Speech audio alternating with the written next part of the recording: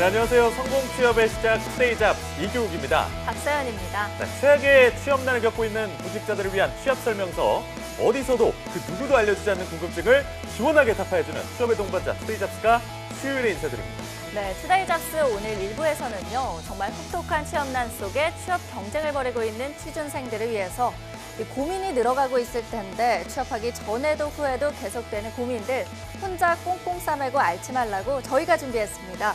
고민해오서 잡다방이 준비되어 있는데요. 오늘은 어떤 고민으로 꽉 막혀있는 취준생들의 가슴을 뻥 하고 뚫어줄지 많은 기대 부탁드리고요. 네, 이어서 여러분을 찾아갈 2부에서는요. 꿈과 희망이 가득할 줄로만 알았던 취업 전선. 하지만 현실은 그리 녹록하지만은 않습니다. 취업시장의 약자라는 이유로 눈물 흘리는 취준생들이 없도록 취준생들의 인권을 당당하게 지킬 수 있는 법을 알려주는 인권 살롱 시간이 여러분을 기다리고 있습니다. 오늘은 어떤 사각지대에 놓인 인권 문제를 낱낱이 파헤쳐주실지 끝까지 채널 고정하시기 바랍니다. 네, 그리고 마지막 3부에서는요. 정말 수많은 취업 뉴스 속에서 꼭 필요하고 또 꼭 알아야 할 정보만 쏙쏙 뽑아내 전달해 드립니다. 직박 뉴스 3부 코너까지 놓치지 마세요. 대한민국 취준생들을 위한 취향 저격 투데이 잡! 잠시 후에 뵙겠습니다.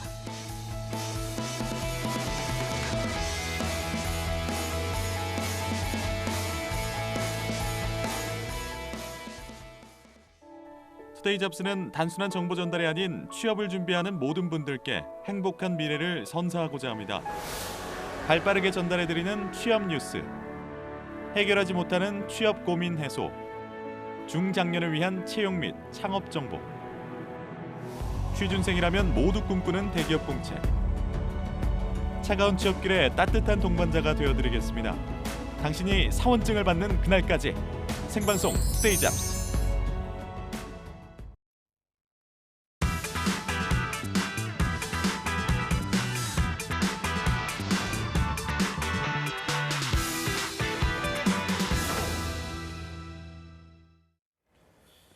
네, 사소하고 아주 가볍지만 이 취준생이라면 누구나 한 번쯤 해봤을 그런 고민들. 그동안 어디에다 또 누구에게 털어놔야 할지 고민들 많으셨죠. 네, 그래서 탄생했습니다. 취준생들의 꽉 막힌 속을 풀어주는 고민 해소소 잡다방 시간입니다.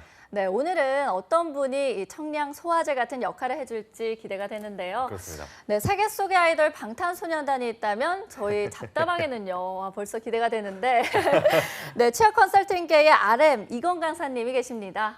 어서 오십시오. 안녕하세요. 반갑습니다. 네. 그리고 그 옆에 계신 분을 제가 소개해 드릴 텐데요. 어디선가 누군가에 무슨 일이 생기면 빰빰빰빰빰빰 달려올 것만 같은 홍반장 홍성훈 강사님이 옆에 자리에 계십니다. 안녕하십니까? 어서 오세요. 안녕하십니까? 네, 노래 너무 잘 부르는데요, 교육 씨. 고맙습니다. 네. 네, 제가 알기로 이 홍쌤은 잡다방의 뉴페이스라고 알고 있어요. 오늘 소감 어떤지 안 물어볼 수가 없는데요. 네. 네. 저도 이제 취업 준비생으로서 힘들고 막막했던 경험을 가지고 있는데요. 이제 당시에 저도 이런 한국직업방송 그리고 멘토쌤들의 조언이 많이 도움이 됐었습니다. 그러셨어요? 네. 그래가지고 저도 취업 준비생들의 무거운 짐 조금이라도 덜어드릴 수 있게 오늘 노력하도록 하겠습니다. 근데 어쩌다가 반장이 되신 거예요? 초등학교 때 반장 많이 하셨나요? 초등학교 때도 네 반장을 했었고요. 반장상이에요. 네, 반장 선거 나오면 반장상이 뭐예요? 약간, 예, 그렇고요. 왜 네, 그리고 반장이 이제 되신 거예요? 저희가 어렸을 때를 생각해 보면은 이제 반에서 좀 믿을 수 있는 친구, 좀 도움이 필요하면 말할 수 있는 친구, 딱 반장부터 떠오르지 않으신가요? 맞습니다. 네, 그래서 저도 취업 준비생들에게 이런 반장처럼 친근하고 도움 줄 수 있는 존재가 되고 싶어서 알겠습니다. 취업 홍반장으로 하게 되었습니다. 준비생들의 도움이 될 수 있는 반장 같은 역할을 해주시겠다는 말씀하셨고, 늘 이 시간에 여러분들이 청량 소화제 사이다를 한 잔 마신 것처럼 그렇죠. 시원한 느낌이 될 수 있기를 바라면서 잡다방 사연 어떻게 신청하면 좋을지 박서연 아나운서가 좀 소개해 주시죠. 네, 저희 잡다방 코너는요. 한국직업방송 투데이잡스 그리고 네이버 카페 취업대학교와 함께합니다. 매주마다 상담 멘토와 함께 여러분의 다양한 고민 또 궁금증까지도 함께 해결해드리니까요. 누구에게도 쉽사리 털어놓지 못하는 고민이 있다면 주저없이 취업대학교 오셔서 신청해 주시기 바랍니다. 또 신청해 주신 분들에 한해서 저희가 방송 말미에 한 분을 추첨해서 작은 선물 보내드리니까요. 끝까지 함께해 주시기 바랍니다. 네, 그러면 오늘 잡다방에서 만나게 될 사연은 어떨지 궁금한데 오늘 고민들은 어떤 기준으로 선정해 주셨나요, 이건 쌤? 일단 아무래도 진정성 있게 자기의 아. 글을 썼던 친구들 위주로 예, 예. 선발을 했고요. 예. 특히나 이제 아무래도 저희가 어드바이저 해줄 수 있는 역량이 있어야 되다 보니까 뭐 그런 쪽으로 좀 더 준비를 했던 것 같습니다.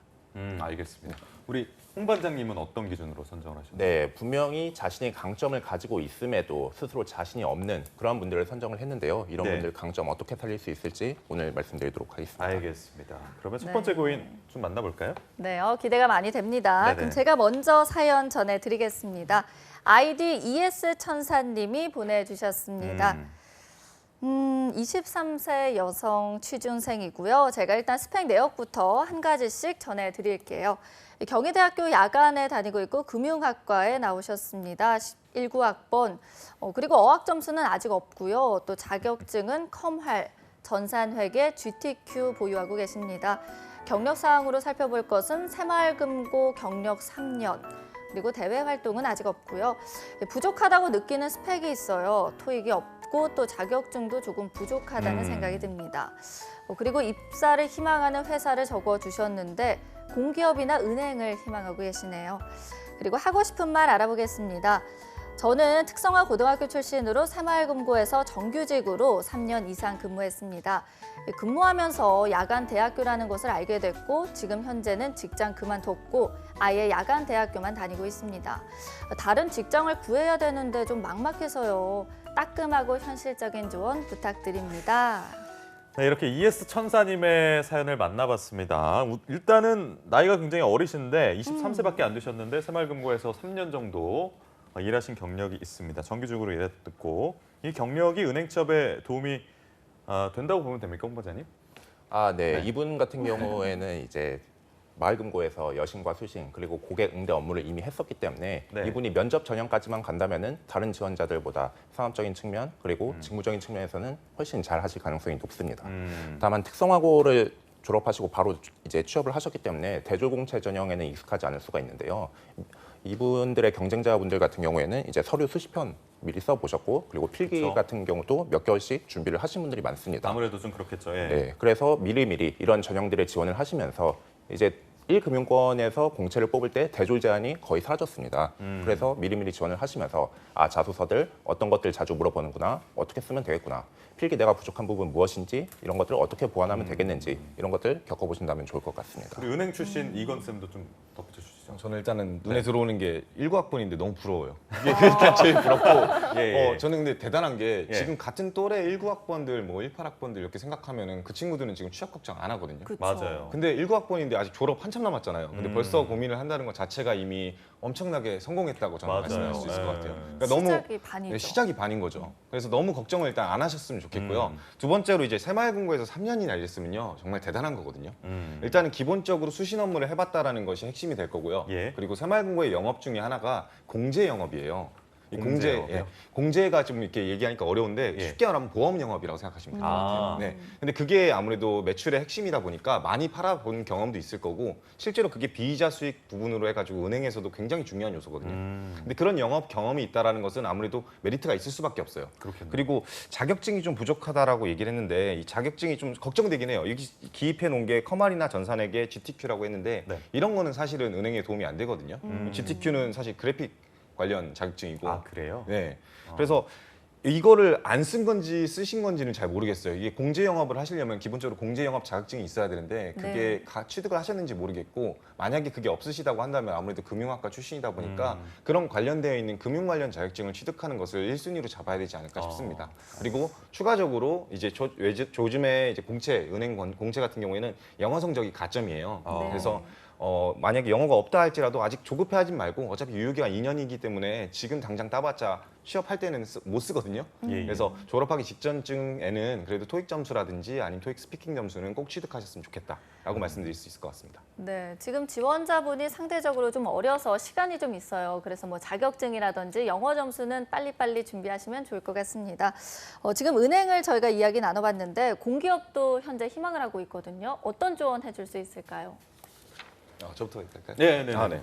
일단은 저는 은행 자체가 지금 공채 흐름 자체가 NCS 전형이랑 그리고 전공 영역 전형, 그러니까 경제, 경영, 상식 필기 시험으로 가고 있어요. 근데 NCS를 공부했다는 얘기인즉슨 결국에는 공기업에서의 필기도 준비가 도움이 된다라는 거거든요. 예. 그리고 심지어 본인 같은 경우에는 아무래도 커말이라든지 이런 부분이 있기 때문에 가점 요소도 획득해 놓은 상태입니다. 그래서 투트랙으로 가는 거는 굉장히 좋은 선택이라고 말씀드릴 수 있을 것 같고요. 추가적으로 이제 혹시 만에 하나 우리 시중은행 해봤자 6군데, 7군데밖에 안 되기 때문에 예. 뭐 좀 리스크 관리적인 측면에서 공기업 지원하는 건 당연히 해야 될 부분이지만 그래도 본인의 꿈과 희망을 잃지 말고 은행 준비를 일단은 선행을 했으면 좋겠어요. 그럼 자연스럽게 공기업도 따라올 수밖에 없습니다. 가령 예를 들면은 건강보험공단이라든지 국민연금관리공단 이런 데들은 일단 기본적으로 민원 응대 자체가 제1 업무가 될 수밖에 없거든요. 네. 근데 그렇게 새마을금고라든지 은행권에서 일해봤던 친구들은 한호봉을 더 높게 쳐주기도 해요.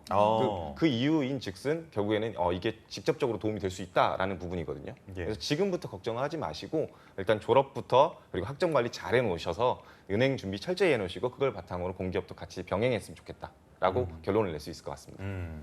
알겠습니다. 네, 저희가 지금 이건쌤 얘기를 들어봤는데 우리 홍 반장님께서 오빠로서 좀 한마디 친절하게 따뜻하게, 예, 네, 교회 오빠 부드럽게. 버전 부탁드릴게요. 아, 네. 교회 다니시나요? 교회를 안 다녀봐가지고 저는 교회 오빠를 이제 말로만 들어봤는데. 교회 오빠 네. 말고 네. 그냥 잘생긴 오빠, 잘생긴- 반장 오빠로. 네, 알겠습니다. 일단 채용 공고를 미리 확인하시면서 네. 서류 전형에서 내가 가점 요소 챙겨야 될 부분들 무엇인지 이건쌤 말씀처럼 체크를 좀 하셨으면 좋겠고요. 필기 같은 경우에는 내가 합격 가능성이 어디에 높은지 그런 것들을 확인하고 지원하는 전략이 필요해 보입니다. 네. 필기 같은 경우에는 뭐 한전이라든지 아니면 코레일 그리고 서울교통공사 같은 경우에는 NCS만 필기 시험을 보는데요. 이런 것들은 합격자들이 이제 합격자들의 그 필기 점수 컷도 높고 그리고 TO도 많습니다. 아, 그런가요? 네. 다만 이런 곳들 같은 경우에는 NCS를 그만큼 잘 봐야 되는데 내가 이런 LCS를 뚫을 자신이 없다. 그러면은 상대적으로 필기가 쉬운 곳들을 노려볼 수가 있겠는데요. 국민건강보험공단이라든지 아니면 국민연금공단 그리고 근로복지공단 같은 곳들이 서류의 배수가 좀 낮기 때문에 그만큼 필기가 좀 쉬워질 수 있습니다. 따라서 내가 필기 가능성이 높은 곳들로 지원하는 전략이 필요해 보입니다. 두 분 다 일단은 은행하고 공기업하고 같이 투트랙으로 지원하는 거에 대해서 동의를 해주셨는데 공기업하고 은행 외에 또 하나 더 욕심을 부리자면 어디를 좀 더 같이 준비하면 좋을까요? 저는 거기까지만 했으면 좋겠습니다. 거기까지. 네, 왜냐하면은 너무 욕심이 과해지면은 내가 뭘 준비해야 될지 막막해져요. 특히나 지금은 학생이잖아요. 학생 예, 신분으로서 가장 중요한 거는 결국에는 학점 관리이고 졸업을 잘하는 게 저는 첫 번째 단계라고 생각을 합니다. 그 와중에 조금 욕심을 내서 자격증 공부도 병행을 해서 미리미리 자격증을 취득하는 거, AFPK라든지 아니면은 뭐 신용분석사가 될 수도 있는 거고요. 예, 예. 그런 금융 관련 자격증을 우선적으로 취득을 했으면 좋겠습니다. 그걸 바탕으로 이제 한 4학년쯤 이제 졸업반 정도 됐을 때는 영어 점수에 좀 더 올인을 해가지고 영어 점수를 취득하고요. 왜 이렇게 얘기를 할 수 있냐면은 다른 친구들은 대학에 직접 들어가서 4년 졸업할 때까지 사실 학교만 다닐 가능성이 높고 예, 예. 그나마 해봤자 대외 활동인데 이 친구는 3년을 일해봤어요. 맞아요. 근데 현장에서 일해본 거는 아시다시피 현장에서 일해보고 안 해본 건 엄청 차이 나잖아요. 그렇죠. 맞아요, 맞아요. 그렇죠? 예. 그러니까 더 말을 잘하실 거고요. 아니신가요? 그런가요? 제가 말을 잘 못해가지고요. 그러다 보니까 그게 엄청나게 강점이고 메리트이기 때문에 네. 지금부터 막 스펙이나 이런 것들은 사실은 부족한 부분들이 본인이 명확히 알고 있기 때문에 그런 부분들 좀 중점적으로 하셨으면 좋겠고 그 취업 그런 이제 그런 베리언스를 높이는 거 그리고 많이 지원하는 거 이런 것들은 나중으로 좀 더 미루셔도 된다라고 말씀드릴 수 있을 것 같아요. 집중해라라고 말씀드리겠습니다. 집중해라.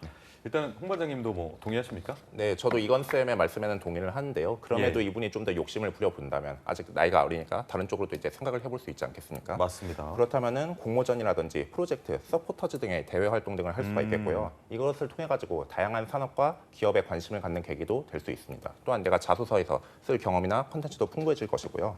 체험형 인턴 외에도 대학생분들께 정말 추천드리고 싶은 인턴은 예. 대학생 제한해 가지고 지원할 수 있는 인턴들이 있습니다. 뭐 삼성이라든지 LG라든지 이런 대기업들에서 대학에 현재 재적하고 있는 학생들에 한해서 이러한 지원들을 받고 있는데요. 이러한 전형의 장점이 무엇인가 하냐면 대졸 공채에 비해서 합격 컷은 좀 더 상대적으로 낮습니다. 대졸자들은 그렇네요. 지원을 하지 예. 못하기 때문에. 다만 전환된 후에는 대졸 공채들과 똑같은 대우를 받을 수가 있는데요. 이런 것들 대학생 시절 때 미리미리 지원하신다면은 남들보다 좀 더 쉽게 빠르게 취업을 하실 수 있으리라고 생각됩니다. 알겠습니다. 네, 저희가 뭐 간단하지만 또 깊게 다양하게 이야기 나눠봤는데 이해슬 천사님 여러 이런 고민들 같이 나눠주셔서 감사드립니다. 신중한 판단해 주시길 바라고요. 좋은 결과 있으시길 바랍니다. 자, 그럼 이어서 다음 고민 교육 아나운서가 소개 좀 네, 해주시죠. 두 번째 사연 제가 좀 소개를 해드리겠습니다. 아이디가 뭐냐면요. 흐어입니다. 흐어. 제가 아침에 일어났을 때 주로 하는 말인데 흐어. 아이디가 흐어고요. 죄송합니다. 25살 여성 취준생입니다. 그리고 스펙을 보면 지방국립대를 졸업을 하셨고 사회와 상경을 복수 전공하셨네요. 학점이 굉장히 높습니다. 4.14점, 4.5점 만점에 4.14점이면 거의 공부를 뭐 그냥 잘했다고 보면 될 것 같습니다. 네. 토익이 870점, 오픽은 IM2, 자격증은 한국사 1급, 커말 1급 이렇게 나와 있고 경력상 따로 없고요. 대외활동 따로 없고 부족하다고 느끼는 스펙은 연구보조 장학생이나 행사진행 요원으로 아르바이트를 한 적이 있으나 직무와 관련된 경험이 없다는 점이 부족하다. 그리고 오픽 점수가 낮다. 그리고 KBS 한국어 자격증은 준비하고 있다라고 말씀을 해주셨습니다. 그래서 입사를 희망하는 곳은 공기업의 사무행정 쪽을 준비하고 있다라고 말씀 주셨고 하고 싶은 말 제가 서류에서 번번이 탈락합니다. 공기업을 포기하고 중소기업을 준비해야 할까요? 점점점 물음표 이렇게 올려주셨네요. 네, 지금 사연자분께서 공기업을 현재 지원을 하고 계시는데 서류 전형에서 번번이 탈락하고 있어요. 그럼 뭐 스펙에 문제가 있는 건 아닌가 하는 좀 고민이 들 것 같은데 스펙 어떻게 보시나요? 저는 일단은 공기업 준비하기에는 준비가 다 돼 있다고 생각을 해요. 지금 정말요? 본인이 얘기했을 때 뭐 오픽 성적이 좀 낮은 것 같다 이렇게 얘기하는데 사실 토익 성적만 적어도 되거든요. 근데 그 점수만 가지고 있다고 하고 오픽을 제외하면 한국사 커말 같은 경우에는 공기업에서 사무행정 분야에서는 아무래도 가점 요소로 쓰는 데가 많고요. 네. 거기서 더 욕심내 가지고 한국어 자격증까지 취득을 한대요. 근데 지금 사실 이 친구의 가장 큰 문제는 경력 사항이 없다라고 저는 확신해요. 지금 서류가 떨어지는 가장 큰 이유는 이제 공기업 같은 경우에는 경력 경험 기술서라는 거를 자소서 이외에도 작성을 해야 되거든요. 네. 근데 그게 아무래도 평가 요소에 진짜 많이 들어가고 실제로 면접에서도 많이 활용이 돼요. 근데 거기다가 쓸 얘기가 없으니까 아무래도 연구보조 장학생이나 행사진행 요용 같은 아르바이트 중심의 이야기들을 썼을 가능성이 높은데 그것들은 사실은 다른 친구들에 비해서 조금 더 상대적으로 자신의 그런 능력적인 부분을 어필하기는 좀 아쉽겠죠. 네. 그래서 저는 지금 이분한테는 KBS 한국어 자격증 준비한다고 하는데 빨리 끝내시고 인턴 지원부터 적극적으로 하라고 말씀드리고 싶어요. 실무 경험을 조금 더 많이 네, 쌓아. 네. 이제 아무래도 공기업들 인턴 굉장히 많이 뜨거든요. 그래서 이런 주방 공기업도 괜찮고 아니 중앙 공기업도 괜찮으니까 잡 알리오라든지 아니면은 자바이 말고도 클린아이 플러스죠. 클린아이 플러스라든지 이런 네. 데를 확인해서 좀 인턴 지원을 적극적으로 해라라고 말씀드릴 수 있을 것 같아요. 알겠습니다. 홍 반장님은요? 네. 건쌤이 이제 경력사항을 이제 짚어주셨는데 저는 자소서를 좀 말씀드리도록 하겠습니다. 네. 공기업 같은 경우에는 이제 NCS 자소서, 흔히 이제 경험을 묻는 자소서 항목들이 많이 나오는데요. 이게 경험을 묻고 있어가지고 경험이 정말 중요하구나, 경험만 집중해서 써야겠다 이렇게 하실 수가 있는데 그렇게 되면은 이제 실수하시는 겁니다. 경험을 물어보는 의도는 이 지원자가 나중에 입사해가지고 유사한 상황에 처했을 때 어떻게 행동할 것인가를 유추하기 위해서 이런 경험들을 물어보고 있는데요. 예. 그렇기 때문에 이 지원자는 어떻게 생각하고 판단하고 행동하는지 그러한 기준들을 자소서에서 되도록이면 많이 보여주셨으면 좋겠습니다. 내가 단순히 어떤 행동들을 했었고 거기에서 성과는 이것이었다. 이렇게 결과로만 보여주시는 게 아니라요. 그 지원자 내면에 있는 나의 생각, 가치관, 그리고 느낀 점들 이러한 것들을 자소서에서 좀 더 잘 녹여내신다면은 서류 통과율이 좀 전보다는 더 높아지리라 생각됩니다. 알겠습니다. 궁금한 게 예. 한국어 자격증을 보통 아나운서분들이 다 취득하지 않나요? 네, 그렇죠. 시험을 보통 좀 보죠. 어드바이스 좀 해주세요. 이거 진짜 생각보다 취준생들이 다른 친구들이 많아요. 예, 근데 이거 예. 어떻게 공부해야 될지 아. 접근하는 거 굉장히 어려워하거든요. 이분이 1급이시거든요. 얘기 좀 부탁드릴게요. KBS 사장님한테 표창도 받으셨다고. 아이고. 좀 얘기 좀 해주시죠. 네, 갑자기 질문을 받았는데 뭐 우리 취준생 여러분에게 도움이 된다면 제 경험으로는 기출 문제를 조금 많이 풀어보시고 일단 문제 유형에 익숙해지는 게 가장 먼저인 것 같아요. 그런 다음은 시간을 정해두고 문법에서 틀리지 않도록 오답 노트 꼭 작성하셔서 암기 많이 하셔야 돼요. 뭐 그런 것만 된다면 뭐 그냥 여러분들이면 더 잘하시지 않을까라는 생각이 듭니다. 교육식은 어때요? 저는 1급은 아니지만 저는 약간 이거 관계자분들이 보시면 좀 곤란할 수도 있겠는데 왜요? 약간 좀 문제가 반복돼요. 문제 은행이 있는 것 같아요. 제 생각에는. 그래서 기출 문제를 한 진짜 2년치를 다 푸시면 그 안에 겹치는 문제들이 좀 있습니다. 그러니까 뭐 순서지나 아니 뭐 그 선택지나 이런 것들은 조금씩 바꿔서 내시겠지만 전체적인 문제 형식이나 그 소스 같은 경우는 동일한 경우가 많아서 진짜 오랜 기간 동안에 기출 많이 잡으셔가지고 그거 다 푸시면 확실히 도움 많이 되실 거란 말씀드리겠습니다. 꿀팁 진짜 감사합니다. 저도 이거 맨날 물어보는데 친구들이 왜냐하면 공기업 준비하는 친구들이 많잖아요. 근데 네. 커말이랑 한국사 땄는데 더 뭐 해야 되냐, 자기 한국어 공부하고 싶다 그러는데 제가 어드바이저 해줄 게 없어요. 저도 한국말이 서툴거든요. 레몬스터인데 그러니까요. 그럴 리가. 네, 그냥 방패입니다. 방패. 알겠습니다. 한국어 능력 시험이 만만치가 않은데 일단 잘 따셨으면 좋겠고 공기업이 이제 계속 떨어져서 포기할까 고민도 하고 계세요. 안타깝게도 아직 어리신데도 불구하고 그래서 중소기업 취업으로 전략을 바꿔야 되나 이런 고민도 하시더라고요. 이에 대해서는 어떻게 말씀하시겠어요? 사실 중소기업을 나쁘게 생각하는 것 같아가지고 네네네. 중소기업도 좋은 중소기업 많습니다. 맞죠, 네. 맞죠, 맞죠. 뭐 이하 다이아몬드 공업이 될 수도 있는 거고 뭐 아니면 외국계 중견기업이 뭐 히로세가 될 수도 있는 거고 예. 굉장히 다양해요. 다만 목표나 목적지는 잃지 않으셨으면 좋겠어요. 결국에는 지금 공기업 준비하는 모든 내용들이 중견기업이나 중소기업 지원할 때도 분명히 사무행정 분야에서 도움이 되는 부분이 있거든요. 사실 우리나라에서 엑셀 안 다루는 기업 없어요. 그래서 커마를 땄다고 한다면은 나중에 중소기업 지원할 때도 도움이 될 수도 있거든요. 근데 중소기업 자체만 바라봤을 때 뭘 준비해야 되나 이런 것들은 되게 막막해질 수가 있어요. 그리고 공기업이 오히려 지금은 숫자나 채용 규모가 훨씬 더 많아요. 실제 이번 하반기에 채용 지금 최근에 이제 뉴스를 봤는데 예. 하반기에 채용 계획을 갖고 있는 중소기업이 50%가 안 돼요. 그렇기 때문에 어떻게 보면 조금씩 더 지금 경기도 안 좋다 보니까 채용이 좀 줄어들고 있는 편인데 공기업은 채용을 좀 규모를 확대하고 있는 측면이 크기 때문에 그렇구나. 네, 공기업을 지원하는 걸 좀 더 우선순위 했으면 좋겠습니다. 알겠습니다. 홍 반장님. 네, 네. 저는 일단 중소기업을 지원하는 것 자체는 찬성합니다. 다만 이 부분이 뭐 목표를 공기업에서 틀어가지고 중소기업을 목표로 하라 이것은 절대 아니고요. 어디까지나 글쓴 분이 더 이제 성공하는 취업을 위해서, 더 만족하는 취업을 위해서 중소기업도 지원하는 것이 필요하다고 말씀드립니다. 자수어 같은 경우에 분명히 많이 써볼수록 더 잘 쓸 것이고 필기도 많이 볼수록 더 잘 보게 되겠죠. 이 경험 같은 경우에는 이력서에서 서류만으로 필요한 것이 아니라 채용 전체 프로세스에서 더 많은 경험이 있을수록 잘 볼 확률이 높습니다. 뭐 가령 예를 들어가지고 이분이 지금 공기업을 희망하는데 공기업만 희망해가지고 공기업만 서류를 지원을 했습니다. 그리고 필기를 뚫어가지고 어떻게 면접까지 가는데 그게 첫 면접입니다. 첫 면접이면 이분이 자신이 가진 모든 것을 제대로 보여줄 수가 있을까요? 없죠. 하지만 이분이 그 전에 중소기업에도 미리미리 지원하면서 면접 경험들을 쌓아왔다면은 내가 정말 원하는 기업의 면접을 보게 되더라도 아하. 면접을 더 잘 보게 될 것이고 그리고 설령 이분이 최악의 경우에 공기업을 포기하게 되더라도 내가 미리미리 어느 곳에 가능성이 있는지 확인을 해두는 측면에서 중소기업도 지원하라는 말씀드립니다. 네. 중소기업 지원에 대해서 좀 어느 정도 두 분 다 공감을 해 주시긴 하셨는데 중소기업 어떤 중소기업이 좋은지 고민되시면 저희 화요일 코너 중에 중소기업 관련된 그런 것들 신의 직장 여긴 몰랐지 신의 직장이라는 코너가 있거든요. 한번 참고해 보시면 좋은 선택에 도움이 될 거란 말씀드리고 네, 좋습니다. 예, 어떻게 깨알 뭐 홍보입니다. 깨알 홍보를 좀 드렸습니다. 네, 꼭 참고하셔서 도움 많이 받으셨으면 좋겠습니다. 저희가 지금 이야기 좀 나눠봤는데요. 그러면 정리하고 이제 세 번째 사연분의 고민을 나눠보겠습니다. 사연을 제가 읽어드릴게요. 네. 중경외시의 대학을 나왔고요. 예체능 전공입니다. 학점은 3.4예요. 근데 토익 점수는 없지만 뭐 오픽이라든지 스페인어 관련 어학 점수도 가지고 있고요. 그리고 자격증이 많아요. 한국사 1급, KBS 한국어 3+급, 또 뭐 태권도 5단, 그리고 IT 플러스 아이고. 3급, 응급처치, 운전면허까지. 근데 경력사항도 있습니다. 국가대표 체육훈장 기린장도 받았고요. 대외 활동으로는 코이카 해외봉사단 2년 3개월로 남미에 파견된 경험도 있습니다. 부족하다고 느끼는 스펙은 토익이 없는 게 아마 최대 약점이 아닐까라고 생각을 하십니다. 입사 희망 회사를 살펴보니까요. 항공사 객실 승무원, 인천공항을 희망하고 계십니다.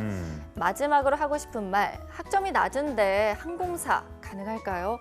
다른 쪽 추천해 주시면 감사하겠습니다. 라고 보내주셨네요. 네, 이분은 제가 감히 예상해 보건데 경희대 태권도학과를 나오신 게 아닌가. 태권도가 오. 5급이거든요. 아니 5단이거든요. 그리고 굉장히 공부도 잘하셨어요.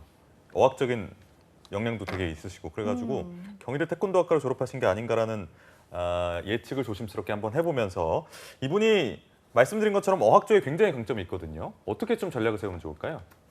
일단은 지금 사실 코이카 해외봉사대 2년 3개월 남미 파견 이거가 제일 눈에 띄어요. 네. 사실 이거 가려면 이제 일반 그런 봉사자로 갔을 가능성이 굉장히 높은데 어학적으로도 강점이 있는 거고요, 분명히. 그리고 말씀대로 태권도를 가르치러 네. 아마 갔을 가능성이 굉장히 높아요. 그러니까요. 그러면은 결국에는 2년이나 살았으면은 스페인어 누구보다 잘할 가능성이 높거든요. 그러니까 여기 스페인어 자격증 점수도 네, 굉장히 다양해요. 굉장히 높고 그러니까요. 그리고 네. 영어 점수도 AL이면은 사실 오픽에서 AL이 제일 높은 최고 점수잖아요. 등급이잖아요. 네. 네. 그래서 이분 같은 경우에는 항공사 객실 승무원 지원하기에는 아주 적합해요. 사실 그러니까요. 항공사 객실 승무원 저도 최종합을 해봤지만 아이고. 이야, 야, 막간을 위해서 아까 자랑하시길래 중점적으로 네. 보는 요소들의 첫 번째가 사실은 어학인 것 같아요. 음. 저도 그때 당시에도 영어 성적을 굉장히 높게 제공을 했었는데 이 정도 성적이면은 제가 최종합했을 때 기억을 더듬어 보면은 그 친구들의 에버리지보다 훨씬 더 높은 단계에 그렇구나. 있다고 생각하시면 될 것 어. 같아요. 실제로 대한항공 객실 승무원을 기준으로 예를 들면은 토익이 5, 600점 정도가 커트라인이에요. 그러니까 지원 커트라인이. 그 미치면 지원도 또 못하는데. 지원조차 못한다. 네, 근데 그러면은 사실은 AL 등급이면은 지금 지원 등급을 넘어서 굉장히 높은 점수로 지원을 해볼 수가 있는 거고. 가장 높은 등급이니까. 네, 이런 분들 같은 경우는 서류 합격 저는 걱정 안 합니다. 음. 다만 이제 이거를 어떻게 어필하냐가 중요한 건데 사실 막 뭐 테러범이 탔을 때 뭐 제압하겠다 뭐 태권도로 이런 얘기를 할 수는 없는 거잖아요. 그렇죠. 네. 그런 거에 사실 맹점이 있는 건데 그런 부분들은 스페인어로 사실 녹여내면 된다고 생각을 해요. 지금 무기가 많네요. 예, 스페인어 지금 현재 전 세계 얼마나 인구가 사용할 거라 생각하세요? 스페인이 굉장히 또 많이 쓰지 네, 않습니까? 많이 쓴다고 알고 네. 있는데 굉장히 많이 쓴다고 알고 있는데 4억 정도가 4억이요? 네, 4억 명 정도가 스페인어를 사용하는 엄청나게 많이 사람들이고요. 쓰네요. 실제로 예. 그리고 우리나라 같은 경우에도 지금 뭐 단일 민족 하지만 예. 지금 재외동포 숫자도 엊그저께 기준으로 보니까 건강보험공단 가입되어 있는 사람 숫자가 재외동포가 100만 명을 넘었대요. 아이고. 이야. 그러면 사실은 출입국이라든지 이런 것들을 할 때 결국에 항공기를 타는 사람이 대한민국 국민들만 있는 것이 아니라 굉장히 네. 많은 다양한 외국인들도 탈 가능성이 높은데 그중에서도 스페인어에 그런 강점이 있다고 한다면 조금 더 나은 서비스를 제공할 수 있다. 그렇겠네요. 이런 측면으로 강점을 가져가시면은 저는 충분히 승산이 있다고 봅니다. 네, 우리 홍 반장님은 어떻게 생각하세요? 네, 이분이 뭐 고민으로 학점과 토익 이런 것들을 적어주셨는데 사실 학점부터 예를 들자면은 3점 미만인 경우가 아닌 이상에는 내가 학점 때문에 떨어질까 이런 걱정은 안 하셔도 될 것 같습니다. 다행이네요. 3점 중반에 가깝기 때문에 학점에 대한 걱정은 좀 덜 수 있을 것 같고요. 토익 같은 경우에도 이분 오픽 AL 성적이 나오시는데 조금만 노력하신다면은 뭐 800에서 900 금방 만드실 수 있을 거라 생각이 되고요. 그럴 것 같습니다. 이분이 좀 더 고민해야 할 것은 전공을 살리지 않은 진로 선택에 대해서 면접관들이 분명 물어볼 것 같습니다. 네. 이분이 국가대표로서 훈장까지 받으셨던 분이 왜 그런 곳으로 계속 가지 않고 취업 쪽으로 돌리셨는지 그런 부분에 대해서는 스스로 좀 고민을 하셔야 될 것 같고요. 그리고 객실 승무원을 원하실 경우에는 이제 전형에 맞는 대비 특히 서류와 면접에 좀 더 집중을 하셔야 되겠습니다. 예. 필기 전형 같은 경우에는 이제 객실 승무원을 뽑을 경우에 보통 인적성을 보지 않는 경우가 많고요. 그리고 보더라도 아시아나 항공처럼 그렇게 인적성의 수준이 높진 않습니다. 다만 면접에서 이제 체력적인 테스트라든지 아니면 서비스적인 마인드와 자세를 갖고 있는지를 검증할 텐데요. 뭐 체력 테스트 같은 경우에는 이분의 운동 경력으로 봤을 때 그렇게 걱정은 되지 않으나 다만 이분이 이제 항공사 승무원으로서 적합한 서비스 마인드와 자세를 갖고 있는지 언행과 미소에 좀 더 신경을 쓰셔야 될 것 같습니다. 이게 근데 사실 요즘에 또 그 항공기 내에 뭔가 치안 문제들이 자주 발생을 하잖아요. 뭐 난동을 부리는 승객이라든지 그런 승객들을 적극적으로 이제 제압할 수 있는 능력을 가졌다라는 점에서 이제 태권도 유단자라는 점이 좀 호적용될 수 있지는 않을까요? 어떻게 보십니까? 저는 당연히 호적용 된다고 생각을 합니다. 근데 예. 난동을 기준으로 삼는 거는 좀 맨날 난동이 있는 건 아니잖아요. 그러니까요. 그것만을 계속 강조하게 되면은 기본기가 없어 보이잖아요. 그래서 음. 저는 기본기로 서비스 지향적인 마인드라든지 영업 능력 이런 것들을 중점으로 가져가되 만에 하나 그럼 너의 차별성은 뭐냐라고 하면은 그런 부분에서 더 플러스 알파 요인이 있다라는 걸로 가져가시면 될 것 같고요. 특히나 또 운동을 했던 친구니까 체력적으로 굉장히 좋을 거 아니에요. 한번 네. 비행할 때 장거리 비행 같은 경우에는 10시간에서 15시간이 넘어가는데 그런 부분은 하루 종일 서 있더라도 전혀 지치지 않고 계속 웃는 태도를 유지할 수 있다. 뭐 이런 것들도 사실은 굉장히 중요한 요소가 될 수 있을 거라 생각을 해요. 그래서 운동적인 요소를 너무 격투기로만 보지 마시고 네. 그런 체력적인 면이라든지 아니면 서비스 지향적인 마인드 이 두 가지로 가져가시는 게 가장 바람직하다라고 말씀드릴 수 있을 것 같아요. 알겠습니다. 네, 뭐 감사합니다. 기본적인 소양이랑 이분만의 강점을 같이 어필하면 좋겠다 이런 말씀해 주신 것 같습니다. 근데 이분이 또 객실 승무원 외에도 희망하는 인천공항과 다른 쪽을 지원한다면 혹시 어느 쪽 추천해 주실 수 있을까요? 홍 반장님부터 설명해 주세요. 네. 인천공항이라고 적어주셨는데 인천국제공항공사라고 이해하고 말씀을 드리도록 하겠습니다. 네. 이 인천국제공항공사를 지원할 경우에는 객실 승무원과 달리 필기에 가장 집중을 하셔야 되겠는데요. NCS 외에도 경영과 경제, 법, 행정 중에서 한 과목을 골라서 필기 시험을 보셔야 됩니다. 단 하나의 과목만 보는 만큼 그만큼 전공 시험의 난이도가 높은 편인데요. 이 전문 자격증을 공부한 분들과 겨뤄야 하는 만큼 필기를 내가 어느 곳을 봐야 될지 좀 선택해서 좀 고민을 하셔야 될 것 같습니다. 추후에 다른 공기업까지 생각을 하고 계신다면은 보편적으로 널리 전공 시험을 테스트하는 그러한 경영과 경제 항목 쪽을 먼저 공부를 하시길 추천드리고요. 이분이 이제 서류 가산점도 챙길 수 있는 부분에서 커말 같은 경우에도 따기를 좀 추천을 드리고 기타 공공기관도 적극적으로 지원하셨으면 좋겠습니다. 그리고 공공기관 외에도 만약에 생각을 좀 더 넓힌다면은 이제 해외 영업과 영업 직무를 생각을 해볼 수가 있겠는데요. 본인의 어학적인 강점이라든지 해외 경험 그리고 운동을 하는 사람으로서 가지는 끈기와 도전적인 역량들이 다 필요한 직무입니다. 이분이 이제 해외 영업을 희망하지만 해외 영업이 안 됐을 경우에는 영업으로 들어가셔가지고 나의 외국어적인 강점을 계속해서 어필을 한다면은 추후 해외 영업 직무로도 직무 전환이 가능해 보입니다. 알겠습니다. 이것은요? 저는 일단은 이분 같은 경우에 지금 토익이 없는 게 최대 약점이라고 얘기하고 학점이 아주 낮은 것 같다라고 얘기를 했는데 네. 그거부터 좀 짚어드리면 토익 없는 거는 약점이 아닌 것 같아요 지금은. 왜냐하면 해외 경험, 체류 경험도 많고 AL이 있기 때문에 토익 걱정은 지금 안 하셨으면 좋겠다. 그리고 네. 학점도 높은 편이에요. 괜찮습니다. 이 정도면은 정말 괜찮은 성적이니까 너무 걱정하지 마세요. 그리고 이런 측면에서 지금 현재 어디를 지원해야 될지 막막하다라고 하는 가장 큰 이유는요. 아무리 네. 예체능을 전공하다 보니까 내 진로가 어떻게 될지 막막하다. 국가대표까지 했는데 이제 다시 현실로 돌아와가지고 조직 생활을 하려고 하니까 어디를 네. 지원할지 자기 직무에 대한 확신이 없는 거잖아요. 그런 상태에서 지금 현재 이분의 부족한 가장 큰 요소는요. 조직 경험이 없다라는 거예요. 조직 경험. 네, 뭐 물론 이제 뭐 당연히 체대 특성상 조직 경험 비슷한 걸 해봤겠지만 네. 또 선후배 관계라든지 네. 하지만 그런 이제 실제 회사에서의 경험들 그리고 어. 본인이 사무행정 분야로서 어떻게 좀 경험이 있다라는 걸 어필할 만한 내용이 없기 때문에 일단은 인턴 경험부터 1순위로 잡았으면 좋겠다라고 인턴. 말씀드릴 수 있을 것 같습니다. 추가적으로 이런 인턴 경험을 하고 나서 만약에 당연히 항공사 승무원 같은 경우에는 별로 항공사가 많지는 않잖아요. 예. 네, 몇 군데 안 되니까 거기만 지원하는 건 되게 리스키하거든요. 아. 그래서 지금 저라면은 이분 같은 경우에는 국가대표까지 했고 체육 관련 전공을 했기 때문에 100% 데상트 같은 스포츠웨어 브랜드들은 서류 합격할 가능성이 굉장히 높습니다. 그런가요? 네, 실제로 이게 그 운동 경력이 있으신 분들은 스포츠웨어 회사들에서 굉장히 좋아하고요. 왜냐하면 그거에 대한 이해도도 훨씬 더 높기 때문에 아무래도 좀 더 승산이 큽니다. 그리고 또 열심히 한다라는 그런 인식이 있어서 특히나 이분 같은 경우에는 영어나 이제 스페인어까지 가능하기 때문에 단순히 운동만 하시던 분이 아니기 때문에 그러니까 지덕체를 다 경비하신 분. 네, 그렇기 때문에 더욱더 선호할 가능성이 높고요. 음. 그리고 단순히 뭐 이렇게 MD라든지 이런 것들로 지원해야 된다 이렇게 생각하지 마시고 해외 영업이라든지 이런 쪽으로도 분명히 지원 가능하거든요. 그래서 저는 스포츠웨어 그리고 해외 영업 이 투 트랙으로 가져가시고 마지막으로 하나 더 추가드리면은 아무래도 또 다시 한번 어학적인 게 강조되나 보니까 이런 네. 호텔이라든지 객실 같은 경우에는 예. 뭐 그렇게 아무래도 프론트 데스크에서는 어학적인 걸 쓸 가능성이 굉장히 높겠죠. 네. 그렇겠죠. 네, 그리고 또 아무래도 호텔 특성상 그런 또 갑작스러운 일도 발생할 수 있는 것들도 있고요. 그런 거에서도 강점을 가져갈 수 있기 때문에 호텔 쪽도 프론트 데스크 쪽도 같이 지원하는 것을 좀 추천한다라고 말씀드릴 수 있을 것 같아요. 이건 쌤이 굉장히 다방면으로 조언을 해주셨는데 어쨌든 네. 장루시호님 모쪼록 구직시장에서 소중한 그리고 좋은 결과 있으시기를 거머쥐시기를 저희가 바라겠습니다.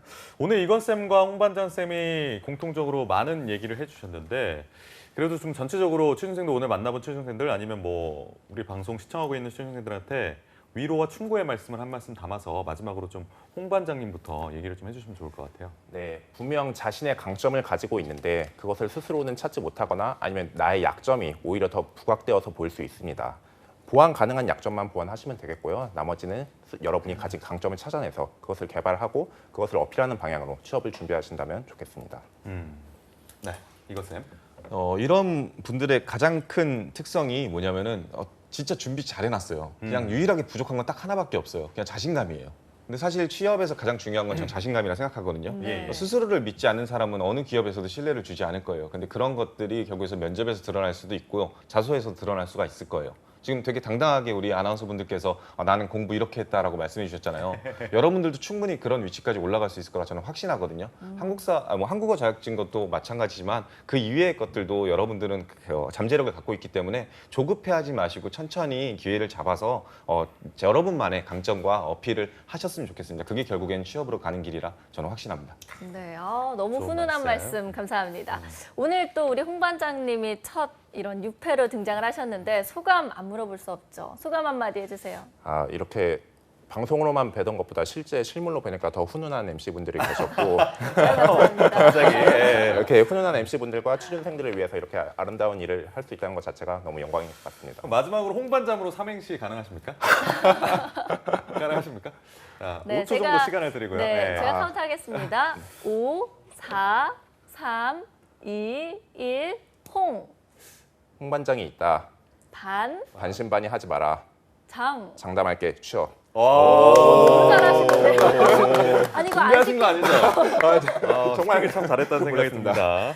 네, 야 너무 멋지십니다. 너무 잘하셨네요. 네. 방심하지 마라 취업. 네, 아무튼 알겠습니다. 네, 너무 즐거웠습니다. 지금까지 더백스터디의 이건쌤 그리고 홍반장쌤과 함께했습니다. 오늘 말씀 감사합니다. 고맙습니다. 네, 잡다방의 멘토, 오늘의 따뜻한 조언 꼭 기억하시기 바라면서요. 정말 취업길 너무나 힘들지만요. 너무 외롭다 생각하지 마시고 잡다방의 문 똑똑 두드려 주시기 바랍니다. 네, 투데이 잡스 1부에서 준비한 소식은 여기까지입니다. 잠시 후 2부에서는요. 꿈과 희망이 가득한 취업 전선에서 갖은 부조리와 비인권적인 대우로 서글픈 취준생들과 직장인들을 위해서 인권 살롱 시간이 준비되어 있으니까요. 야근 약사에게 취업은 투데이 잡스! 잡스! 잠시만 기다려주세요.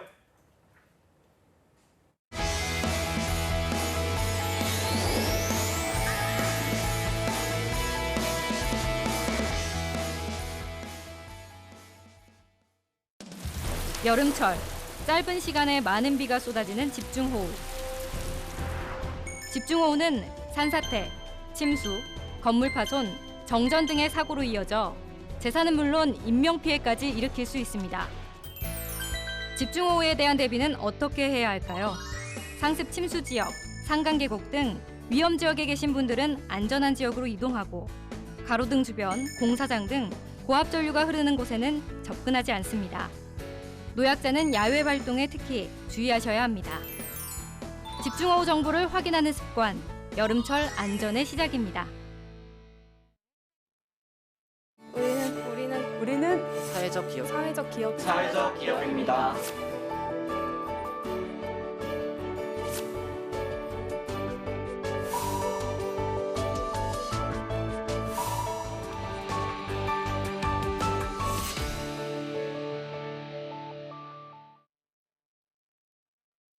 달라졌어요. 뭐가요? 내 삶이. 왜죠?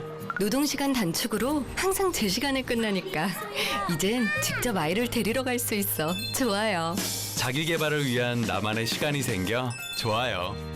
종일 운전할 때보다 사고 걱정 없어 좋아요. 퇴근 후 더 오래 함께 할 수 있어. 좋아요.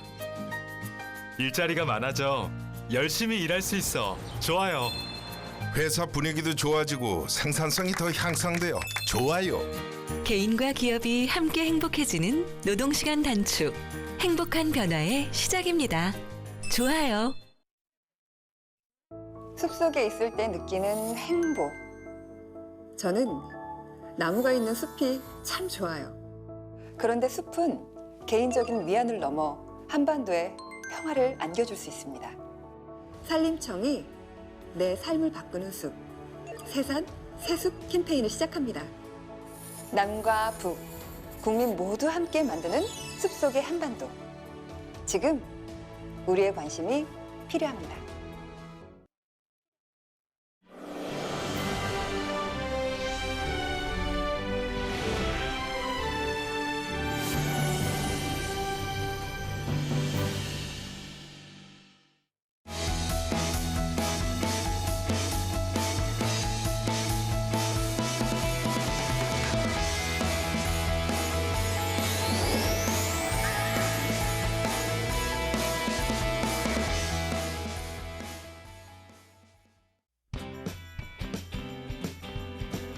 네, 성공 취업의 시작 투데이 잡스 2부의 문을 활짝 열었습니다. 네, 2부에서는요. 취준생들을 2번 울리는 갑의 횡포로부터 알 권리를 챙겨드리고 인권을 보호하는 코너 준비했습니다. 인권살롱 지금 바로 만나보시죠.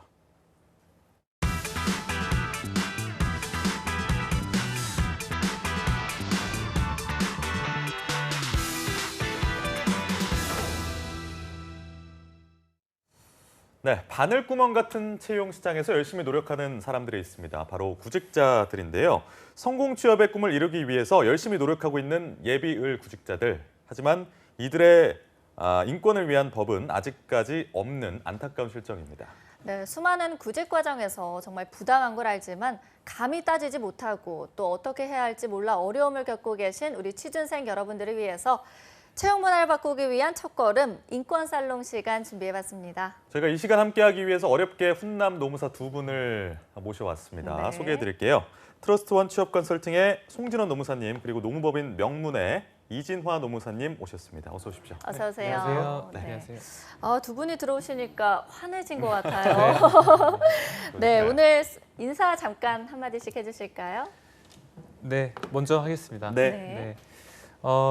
지금 이제 저희가 취업준비인권위원회부터 인권살롱을 통해서 여러분들이 지금 가장 관심을 많이 갖고 있는 고용에 대해서 계속 안내해드리고 있어요. 그래서 특히나 지금 고용에 대한 이슈 또는 채용에 대한 이슈들이 어떻게 보면 사회적인 전반의 이슈라고 볼 수 있기 때문에 저희가 다루는 주제가 무겁지만 또 어떻게 보면 여러분들이 주로 다루는 주제일지 않을까 생각이 들고요. 그래서 항상 마음은 여러분들 구직자분들 또는 예비 구직자분들한테 좀 편안하게 정보를 제공해주고 싶은데 사안들이 너무 어렵고 사실 되게 중요한 게 많은 것 같아요. 그래서 그런 것들이 좀 가볍지만 무거운 마음으로 여러분들께 좋은 정보를 제공해드리겠습니다. 네, 우리 진화 쌤 한 말씀 주시죠. 저 같은 경우에는 경영계를 담당하는 역할을 맡고 있어요. 사실 이런저런 의견들 굉장히 많고 요즘에 경영계에서는 볼멘 소리도 굉장히 많이 하고 있습니다. 그분들의 의견이 충분히 반영될 수 있도록 제가 노력해서 충분히 대변할 수 있도록 많이 얘기해 보도록 하겠습니다. 알겠습니다. 네, 정말 날이 갈수록 이 취준생들의 소가리가 점점 많아지고 있는데요. 오늘 인권살롱에서 어떤 주제 다뤄볼지 살펴보겠습니다. 진원쌤, 오늘 네. 주제는 무엇인가요? 저번 달에는 저희가 최저임금이라는 정말 우리 산업군에 큰 영향을 미치는 주제를 다뤘는데요. 이번에 그 주 52시간 제도 도입이 작년 7월에부터 시작이 됐고 현재까지 전 산업군에 이제 펼쳐질 전망인데요. 주 52시간 제도의 도입 그 취지를 보면은 이제 워라밸 또는 저녁이 있는 삶, 그러니까 조금 덜하고 효율적으로 일하자는 방면으로 취지가 도입이 됐는데 반면에 이제 그것을 어떻게 보면 무색하게 만드는 재량 간주 근로시간제라는 것이 있어요. 그러니까 어떻게 보면 주 52시간 일하더라도 그 이하로 일한 걸로 봐주겠다라고 하는 어떻게 보면 주 52시간의 도입 취지를 무색하게 만드는, 그래서 이게 어떻게 보면 지금 뜨거운 감자인데요. 이에 대해서 다뤄보면서 그럼 여러분들이 취할 수 있는 권리는 무엇인가, 이게 산업군에 도입됐을 때 어떠한 효과가 있는 것인지 조금 찬반을 나눠서 저는 노동계 측의 입장을 주로 대변해서 말씀드리도록 하겠습니다. 알겠습니다. 최근 이슈가 많이 되고 있는 것 같아요. 재량근로제. 찬반 토론에 들어가기 앞서서 진화쌤이 재량근로제란 무엇인지 좀 자세히 설명을 해주시죠. 네, 재량근로시간제에 대해서 저희가 정확하게 알려면은 7월 31일 날 고용노동부에서 이렇게 재량간주 근로시간제 운영 가이드라는 17페이지짜리 자료를 배부를 했어요. 근데 보면은 글자도 너무 많고 내용도 굉장히 어렵거든요. 근데 이렇게 어렵게 우리가 받아들일 것이 아니라 우리는 딱 하나만 집중을 하면 돼요. 재량이 무엇인가에 대해서만 알면은 이 재량 간주 근로시간제에 대해서 정확하게 우리가 알 수 있어요. 재량이라고 하면은 어떤 일을 처리하는 데 있어서 생각과 판단을 스스로 하는 거예요. 내가 예를 들어서 우리가 좀 자율성이라고 보는 게 좋겠죠. 어떤 일을 언제, 어떻게, 얼마나 할 것인지를 근로자가 스스로 정하고 처리하는 거를 재량 간주 근로시간제라고 저희가 얘기를 해요. 이것을 적용하기 위해서는 기본적으로 대상 업무를 회사에서 먼저 지정을 해야 되는 거고, 그것을 이제 사용자가 구체적인 지시를 하지 않겠다라는 서면 합의, 근로자 대표와 서면을 합의를 하면은 이게 적용이 되는 거죠. 근데 이렇게 해서 모든 근로자들한테 적용을 할 수 있는 것이냐? 그건 아니에요. 근로자들 중에서 일부만 이 제도를 적용을 하도록 하고 있습니다. 저희가 보통은 이제 창의적인 업무를 하는 분들을 이 적용 대상으로 보고 있는데요. 네. 연구 업무, 설계 업무, 취재 편성, 편집, 디자인, 프로듀서나 감독 업무, 그리고 자격증을 바탕으로 한 전문직 업무, 저희 뭐 공인노무사라든지 변호사, 세무사, 회계사 이런 분들, 그리고 추가적으로 최근에 추가된 금융투자 분석, 투자자산 운용 관련 업무를 하는 분들이 이 재량근로제의 대상입니다. 그렇군요. 이 내용이 조금 많아 보이긴 하는데 저희가 네. 지금 간략하게 먼저 알아봤습니다. 그렇다면 하나 궁금한 게 이 재량 근로제를 도입하게 된 배경이 무엇인가요? 그러니까 이게 이제 어떻게 보면 좀 피상적으로 보면요, 이게 그냥 근로자에게 자율성을 부여하고 어떻게 보면 일한 만큼만 우리가 선정을 하겠다 이런 느낌의 것으로 볼 수 있는데 자세하게 보면 지금 이게 왜 도입됐는지를 보면요, 일본발 수출 규제 때문에 지금 우리가 기초 소재에 대한 연구가 활발하게 이루어져야 되잖아요. 네. 그런데 활발하게 이루어지기 위해서는 어떻게 보면 야근도 해야 될 것이고 주말 출근도 해야 되고 빨리 따라잡아야죠. 그러니까 우리가. 근데 주 52시간 제도로 일할 수 있는 시간을 딱 맥시멈으로 정해놨단 말이에요. 그렇죠. 그러면 우리가 연구원들이 정말 열심히 일하고자 하는 마음이 있어도 더 열심히 해서 52시간을 지나서 하면은 법 위반이 되는 거죠. 근데 이런 상황에서 정부가 지금 일본발 수출 규제 때문인지 그거는 정확하게 밝히지 않았지만 어쨌든 그럼 연구개발 또는 좀 지식적으로 고부가 가치를 계속 생산해내는 직종에 한해서는 우리가 주 52시간 일 넘게 해도 우리가 봐줄게 라고 하는 악법으로 또 보일 수 있는 거예요. 그게 이제 근로자 측면에서 봤을 때는 내가 80시간을 일했는데 80시간 일했음에도 불구하고 법적으로는 너는 52시간밖에 일 안 한 거야. 그러니까 나머지는 너가 그냥 감안해야 돼라고 볼 수 있는 이게 위험성이 있기 때문에 저는 어떻게 보면 그래서 지금 민주노총이라든지 한국노총에서 계속 이제 공짜 임금 아니냐, 공짜 근로를 부추기는 거 아니냐라고 계속 나오고 있어요. 그래서 이런 부분이 조금 숨겨진 취지라고 볼 수 있겠습니다. 알겠습니다. 진화센터 저도 조금 얘기를 하고 싶은 게요. 이 재량근로제는 사실 어느 날 갑자기 최근에 나타난 제도가 아니에요. 원래 근로기준법에 있었습니다. 원래 회사들의 취업규칙, 과거의 취업규칙을 한번 살펴보시면은 그 취업규칙 속에 재량근로제에 관련한 내용들이 들어있는 경우가 대부분일 거예요. 대신에 최근에 좀 확대해서 시행하는 경향이 있는 것이죠. 52시간 제도가 이제 시행이 되다 보니까 기업들은 이런저런 이유들로 우리 52시간 더 넘어서 일을 해야 되는데 라고 얘기를 하니까 고용노동부에서 그러면 우리 원래 근로기준법에 재량근로제가 있으니까 이걸 조금 더 적극적으로 적용해 보는 게 어떻습니까? 라고 얘기를 한 거고 이게 최근에 52시간 제도와 맞물려서 그렇게 이슈가 되고 있는 거예요. 그렇기 때문에 갑자기 나타난 제도는 아니다라는 걸 먼저 말씀을 드리고 싶고 이 제도가 장점들이 되게 많아요. 창의적으로 일을 할 수 있고 그리고 대상 업무도 저희가 한정해 놓고 있죠. 모든 근로자한테 적용을 하는 게 아니에요. 사실 조금 대상 업무를 저희가 보면은 창의적으로 일하는 사람, 고연봉을 받는 사람 이런 분들이 거의 대부분이거든요. 그렇기 때문에 이 제도의 시행은 뭐 52시간 제도와 맞물려서 필연적인 것이 아닌가 저는 그렇게 생각을 합니다. 근데 저는 하나 말씀드리고 싶은 게 주 52시간 제도 도입도 정말 찬반이 많았음에도 불구하고 정부가 드라이브를 걸어서 어쨌든 우리는 정말 OECD 나라 중에 많이 일하고 생산성은 최하위라는 거를 누구나 인식을 했잖아요. 그래서 주 52시간이 도입된 지 겨우 1년밖에 안 됐습니다. 근데 주 52시간은 어떻게 보면 무력화할 수 있는 이 재량간주 근로제를 1년 만에 어떻게 보면 풀어놓은 거죠. 그러니까 저는 최저임금도 마찬가지. 최저임금도 저희가 계속 얘기를 나누기로는 우리가 어쨌든 이번 대선이 있을 때까지만 하더라도 1만 원 공약 누구나 찬성을 했는데 막상 해보니까 어렵다라는 게 나오니까 다시 한번 지금 어떻게 보면 많이 안 올리는 방향으로 갔잖아요. 그러니까 어떻게 보면 뭐 정부건 아니면 우리건 좀 한 방향을 좀 가야지 효과가 나올 건데 너무 1년 만에 방향성이 왔다 갔다 해버리니 어떻게 보면 우리 또 그러니까 사측 또는 우리 노동계 측도 받아들이는데 혼란이 좀 있는 것 같아요. 그래서 오늘은 그런 혼란 속에서 어떤 것들 우리가 좀 가져가야 되는지를 말씀을 드리는 게 좋을 것 같습니다. 이게 재량근로제 아까 적용 가능한 직업군의 범위에 대해서 말씀을 해주셨는데 굉장히 또 이렇게 적진 않더라고요. 또 많은 직종들이 또 속하에 있는 것 같고 또 경기도 좀 모호할 것 같고 또 신규로 추가가 됐다면서요, 이번에. 네. 이 범위가 좀 적당하다고 보십니까? 저한테 물어보시면은 네네네. 저는 그렇게 범위가 적당하다고 보지는 않아요.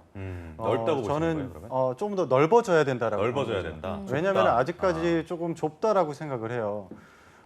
이 좀 창의적인 업무를 하시는 분들, 저는 사무직 중에서 상당 부분이 여기에 해당이 된다라고 생각을 해요. 네.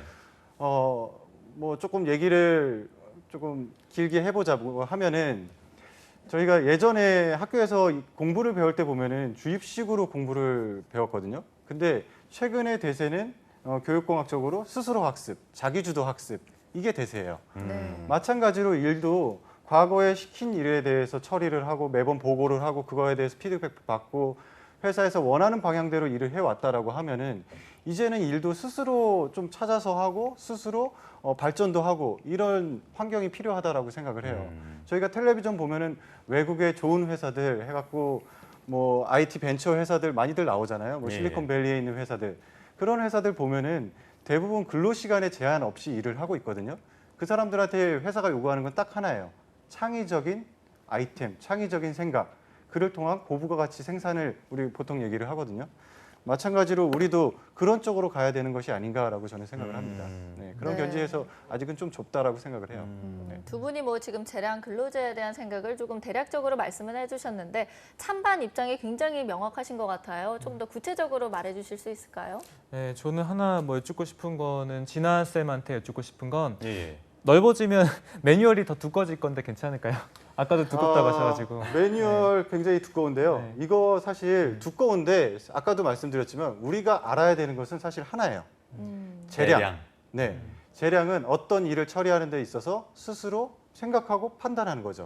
이 매뉴얼을 보면은 어떤 것이 재량에 대한 침해인가 아닌가를 구분을 하는데 그걸 길게 써놓은 거예요. 사례도 많이 내놓고. 그렇기 때문에 재량을 침해했느냐 안 했느냐 이것만 보면 되기 때문에 사무직들한테는 상당히 넓게 적용을 할 수 있다라고 생각을 해요. 네. 저는 그렇게 생각을 합니다. 그러니까 우리나라에서 저는 이제 이게 재량 근로제는 그 단점을 전 명확하게 봐야 될 것 같아요. 단점은 일을 뭐 본인이 즐겼다고 하더라도 만약 근로자가 정말 원했다고 하더라도 정말 주말 출근까지 하고 어쨌든 평일에도 야근을 하고 했으면 그만한 대가는 산정이 돼야 된다고 보는데 예. 이 재량 근로제는 너 열심히 일했고 즐겼으니 52시간만 한 걸로 봐줄게 진짜요? 라고 하는 거예요.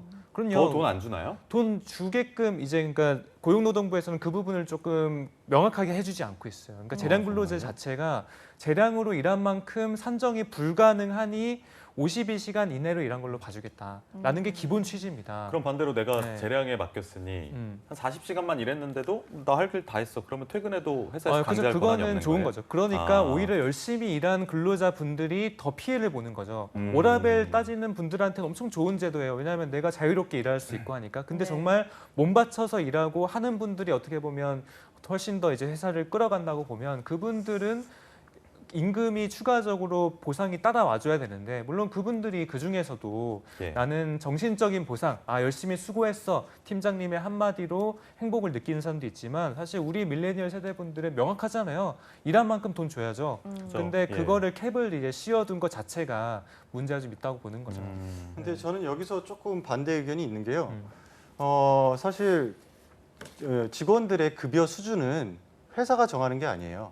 시장이 정하거든요. 시장에서 이 사람을 필요로 하는 그 수준으로 연봉이 지급이 됩니다. 마찬가지로 지금 당장은 뭐 본인이 일을 조금 더 할 수 있겠죠. 예를 들어서 우리가 45시간에 주당 45시간을 합의를 해놨는데 이 사람 50시간, 55시간 충분히 일할 수 있다라고 저는 생각을 해요. 본인의 추가적인 노력이 필요한 어떤 업무들이 있었을 경우에. 근데 이 사람의 시세는 다음 연도에도 똑같이 회사에서 정해주는 건 아니에요. 이 사람이 일을 많이 함으로 인해서 조금 더 능력이 올라가고 그 능력을 시장에서 평가해 주거든요. 네. 그러면 이직을 요즘에는 예전보다 이직이 훨씬 자유로워요. 예전에는 공채로 회사에 처음에 들어와서 그대로 쭉 수직 상승했다라고 하면은 지금은 중간에 많이 끼어들거든요. 예. 마찬가지로 지금 뭐 트러스트원에서도 이직 컨설팅 하고 계시는데 이직 컨설팅 요즘 많이 있나요?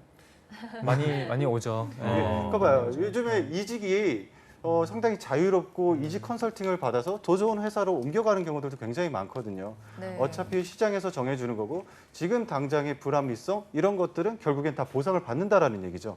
그렇기 때문에 본인의 부가가치를 키우는 것도 저는 좋은 방법이라고 생각을 해요. 사실 이게, 뭐 말씀해주신 그 업종 자체가 또 이직이나 뭐 스카웃이나 뭐 이런 것들이 활발하게 일어나는 업종이긴 하네요. 네, 맞아요. 네. 진호 쌤, 근데 뭐 사실 지금 R&D 직군이 많이 포함돼 있어요. 근데 R&D라고 하는 게 다 뭐 프리랜서도 아니고 결국에는 지금 우리나라를 끌어가는 반도체 산업 보면은 다 그게 직장인이거든요. 예. R&D 하는 사람들도 직장인이에요. 그러니까 맞습니다. 예. 첫 번째 보상은 조직 내에서 이루어져야 된다고 보고 그게 안 됐을 시에 이제 찾아오는 게 맞다고 보는데 어제도 이제 그 LG전자의 한 분이 찾아왔어요. 근데 그분을 얘기 들어보니까 본인은 이직을 하고 싶대요. 근데 들어보니까 조직에 대한 어쨌든 불합리성에 대한 불만이 가득한 밀레니얼 세대 분인 거예요. 잘 들어보니까 나는 일한 만큼 보상을 못 받는다. 나는 이 사람보다 훨씬 더 중요한 업무를 했는데 LG 얘기해도 되죠. 어쨌든 뭐 예. 저희 다 밝히니까 예. 네, 뭐 그런 부분에 대해 조금 불합리하다라는 의견을 줬어요. 근데 제가 봤을 땐 뭐 LG는 합리적인 의사결정하고 있는지만 네. 그래서 예. 네, 그래서 이제 그런 것들이 저는 먼저 회사 내에서 명확하게 이루어져야지. 그게 이 재량 근로제 자체가 그러니까 명확하게 근로 산정이 안 되니까 알아서 하라는 건데 그거 자체가 저는 뭐 빅데이터라든지 얼마나 AI 기반의 지금 데이터 분석이 가능해졌나요? 근데 그런 거에 좀 후진하는 제도라는 거죠. 그러니까 산정이 안 되니 알아서라는 건데 산정이 앞으로 더 될 것들이 기술이 발달하고 있는데 왜 산정이 안 되냐?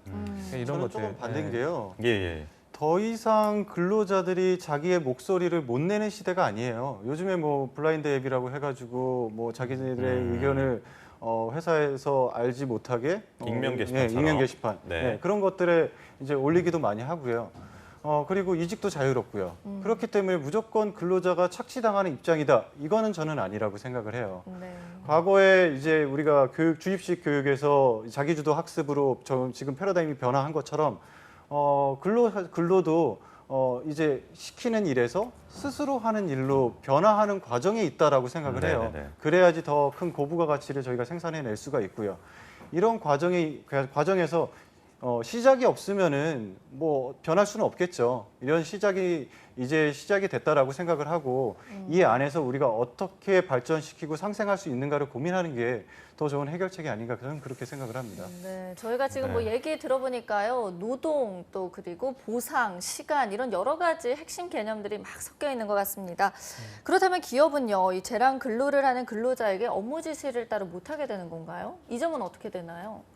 그 부분에 대해서는 제가 한번 말씀을 드려볼게요. 네. 기본적으로 우리가 뭐 많은 사례들이 있고 많은 이제 개별적으로 판단해야 될 것들이 있겠지만 저희가 시간이 한정돼 있으니까 큰 틀에서 한번 말씀을 드리면은 기본적으로 재량 근로제를 적용을 받는 사람들이 직원들, 근로자잖아요.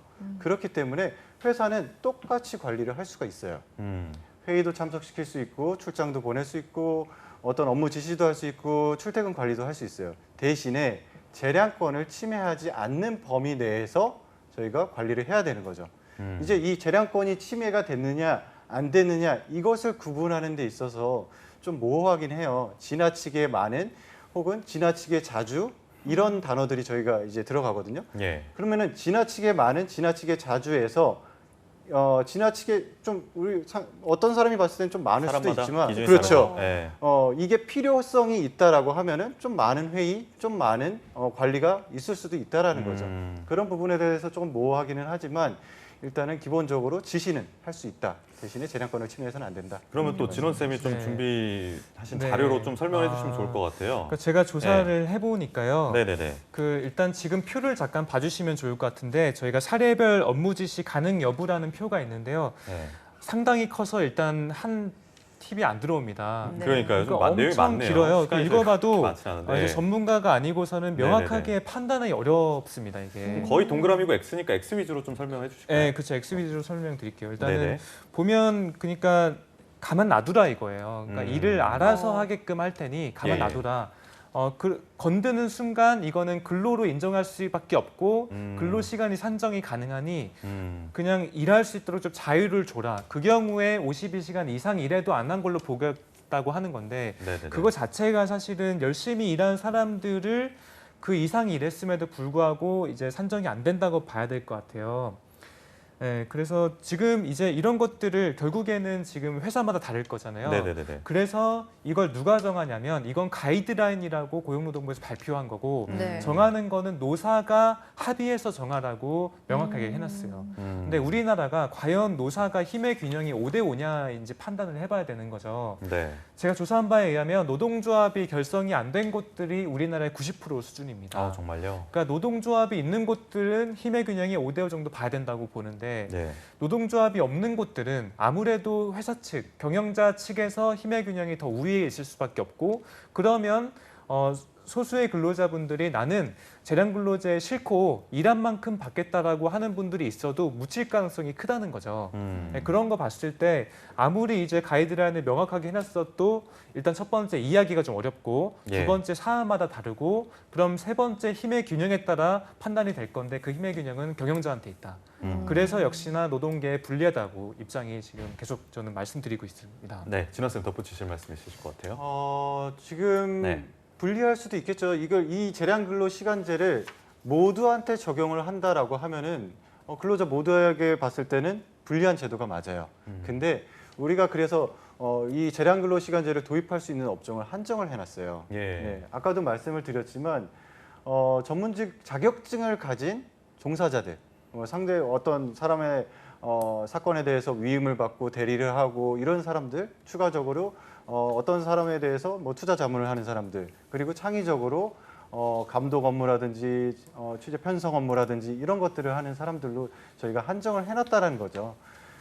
이렇게 좀 창의적인 일을 하거나 전문직 자격증을 가지고 있는 사람들은 그렇게까지 힘의 불균형이 놓여 있지는 않아요. 이직도 사실 이쪽 분야에서는 좀 자유로운 부분들이 많고요. 그러니까요. 네. 저희 분야에서도 보면은 이직은 진짜 쉬워요. 네, 어떻게 보면은 새로운 일자리를 구하는 게 그렇게 어렵지 않습니다. 예, 예. 네, 자기하고 이제 맞는 사람을 찾아다니는 거죠. 네, 그렇기 때문에 이 분야에 대해서는 저희가 그렇게 힘의 불균형이라든지 이런 부분들을 고민하지는 않아도 될 것 같아요. 걱정이 아니다. 네. 업종 자체가. 오히려 네. 연봉도 굉장히 높고 더 높은 연봉을 찾아서 자신의 실력을 쌓으려고 노력하는 사람들이 이쪽에서는 대부분이거든요. 예, 예. 네, 그렇기 때문에 그런 부분에 대해서는 크게 걱정하지 않으셔도 될 것 같아요. 네, 그럼 저희가 좀 단도직입적으로 여쭤볼게요. 이 재량근무제가 인건비를 줄이려는 의도가 담겨 있다고 봐야 할까요? 어떻게 생각하시나요, 두 분은?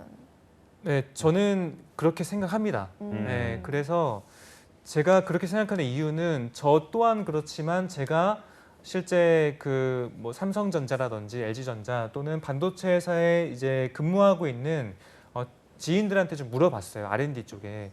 그래서 이런 거가 지금 어쨌든 화두거든요. 네.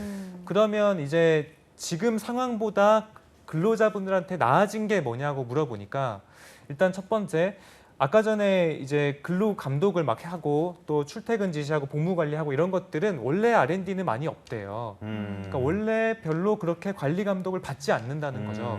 네, 그러면 결국에 실익은 뭐냐면 밤새고 했어도 내가 그만한 임금을 못 받게끔 하는 불리한 결론만 나는 거죠. 네. 그러니까 아까 전에 진아 쌤 말씀하신 것처럼 막 자율성 좋죠. 근데 R&D 쪽은 자율성이 필요합니다. 지금도 그렇게 하고 있어요. 기업들이 다 하나하나 이제 분석해 나가면서 너 오늘 어디까지 했는지 10년짜리 프로젝트를 하루하루마다 검사하지 않는단 말이죠. 예, 예. 그런 측면에서 봤을 때 남는 실익은 결국에는 내가 받는 월급이 작아지고 기업 입장에서 인건비가 줄어드는 그거가 지금 제일 큰 효과라고 저는 보여집니다. 네, 진화 쌤은요? 저 같은 경우에는 지금 재량근로 시간제가 적용이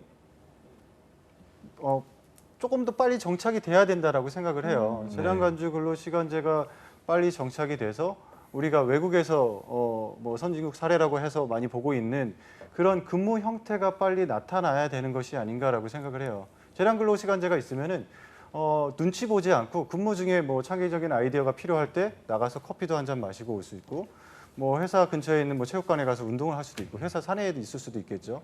그런 식으로 본인이 생각에 따라서 지금 조금 더 능률이 날 수 있는 시간대를 찾아서 그렇게 일을 좀 할 수가 있어요. 그렇기 예. 때문에 고부가 가치로 가는 방향 앞에서 저희가 꼭 필요한 제도가 아닌가 저는 계속 그렇게 생각을 합니다. 네, 알겠습니다. 재량 근로제 자체가 워낙에 큰 주제이기 때문에 저희가 세세하게 못 다뤄봐서 아쉽긴 한데 마지막으로 두 노무사님께서 네. 좀 최후의 발언이라고 할까요? 정리하는 발언 네. 좀 한 번씩 해주시고 마치도록 하겠습니다. 네, 저는 네. 지금까지 우리 고용노동부의 정책이 또는 우리가 느끼는 것들이 이제는 시간의 문제가 아니고 효율의 문제라고 계속 하고 있잖아요. 네네. 이미 일은 엄청나게 많이 해요. 그러니까 우리는 더 이상 일을 얼마냐 하냐가 성과로 인정되면 안 되고요. 그 노동의 이제 그 보이지 않는 부분, 노력이라든지 성과를 명확하게 측정을 하는 방법이 선행돼야 됩니다. 지금 역시나 아직까지 이 재량 근로 시간제도 역시나 시간을 얼마 투입했는지가 지금 패러다임의 문제인데 저는 이 부분을 벗어나서 이제는 R&D라고 하더라도 그러면 AI가 도입됐고 데이터 관리가 도입됐으니 이 사람이 한 것들을 체계적으로 분석할 수 있는 성과 평가 툴이 개발이 돼야 되고 저도 인사 담당자 해봤지만 참 어려워요. 이게 사람에 대한 문제이기 때문에 보이지 예. 않는 말이죠. 그래서 그런 부분이 좀 해야 될 것 같습니다. 네. 지금 경영계는 사실 계속 말씀드리지만 되게 어려워요. 굉장히 어렵습니다. 지금 뭐 한일 무역 분쟁에다가 미중 무역 분쟁, 뭐 전 세계에서 스트롱맨들이 여기저기서 계속 나타나고 있어요. 이제 이런 상황에서 터프한 경영 환경 속에서 우리가 할 수 있는 것은 다 해야 된다라고 생각을 해요. 정부가 조금 더 경영계에 있어서 규제 철폐라든지 지원 이런 것들도 필요하고요. 지금 52시간 제도가 시행이 됐지만 재량 근로시간제 이것뿐만이 아니라 또 다른 근로시간제를 도입을 해서 이 조금 경영계가 살아날 수 있도록 많이 도와줘야 된다라고 생각을 예. 합니다. 그런 환경이 계속적으로 갖춰질 수 있도록 노력을 해야 된다라고 생각을 하고요, 모두가. 네, 알겠습니다. 재량 근로제에 대해서는 저희가 앞으로 계속 좀 지켜봐야 되는 큰 주제인 것 같습니다. 네. 어쨌든 오늘도 취준생들의 인권을 지키고 알 권리를 전해준 인권살록의 트러스트원 취업 컨설팅의 송진원 노무사님 그리고 노무법인 명문의 이진화 노무사님 여기서 인사드리겠습니다. 고맙습니다. 고맙습니다. 네, 저희 2부에서 준비한 소식은 여기까지고요. 잠시 후 3부에서는요. 전국 각지의 생생한 채용 정보를 알아보는 채용 알림장 그리고 데일리 구인 정보 여기저기가 준비되어 있고요. 네, 다음으로는 우리 취준생들이 꼭 알아야 할 정보만 모아 준비한 직방 뉴스 준비되어 있으니까요. 투데이 자, 잡스. 잠깐 어디 가지 마세요.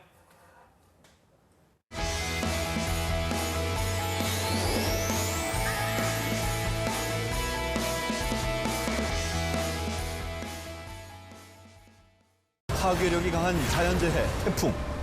우리는 어떻게 행동해야 할까요? 태풍이 예보되면 수시로 기상 상황을 확인하고 위험한 상황이 예견되면 안전한 곳으로 즉시 대피해야 합니다. 피해를 입은 경우 가까운 행정기관에 신고합니다. 자연재해 막을 순 없지만 철저히 대비하면 피해를 줄일 수 있습니다.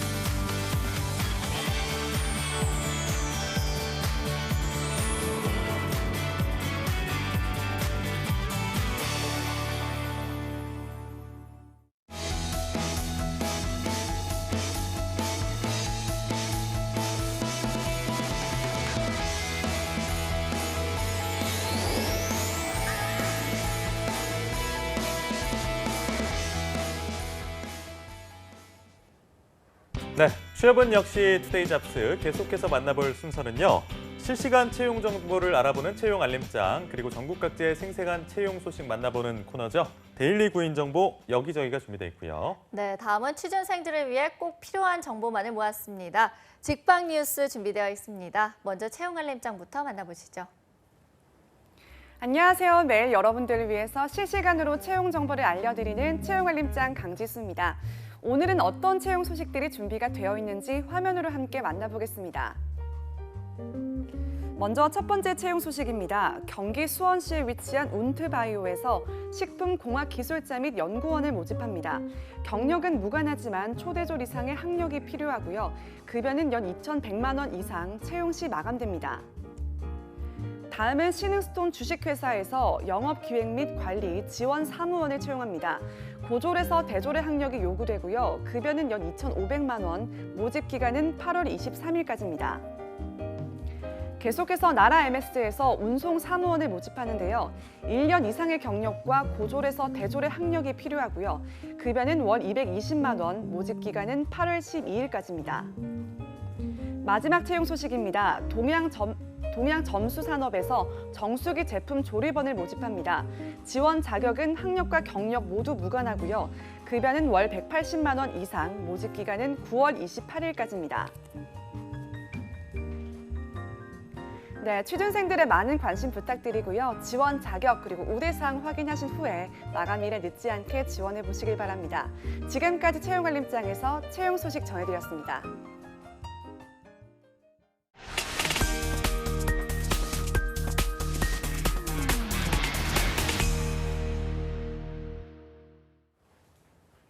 네, 매일매일 전국 각지의 생생한 채용 소식을 만나보는 순서죠. 데일리 구인 정보 여기저기. 오늘은 어떤 지역으로 가볼까요? 네, 오늘은 수요일이죠. 이 수요일에는 역사의 유서가 깊은 도시 수원으로 떠나보겠습니다. 수원 고용복지플러스센터의 이연자 주무관님 연결돼 있습니다. 주무관님 안녕하세요.